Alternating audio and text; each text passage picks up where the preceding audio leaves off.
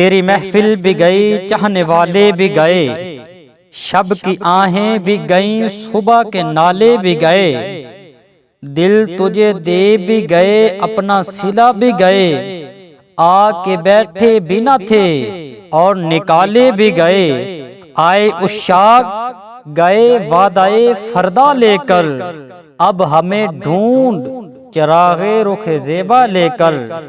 तो सामीन मोहतरम, इस शिकवा में कुछ मुश्किल अल्फाज इस्तेमाल हुए हैं, पहले उनके माना समात फरमाएं।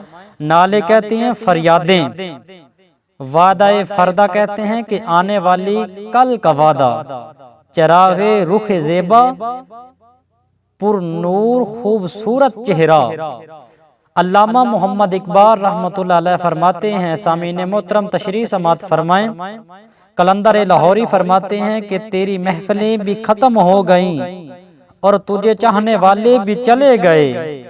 अब तेरी याद में और इश्क में आहें भरने वाले नहीं रहे, और ना ही उनकी वो तड़प है, ना आहो फुगा और ना ही मोहब्बत में बहने वालों आंसू रहे।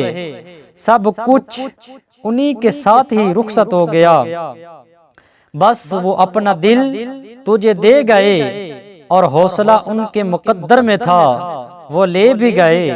अभी तो बेचारे तेरी महफिल में आकर इत्मीनान से बैठे भी नहीं थे कि उन्हें निकाल दिया गया, और वो सच्चे आशिक आने वाले कल का वादा लेकर रुखसत हो गए।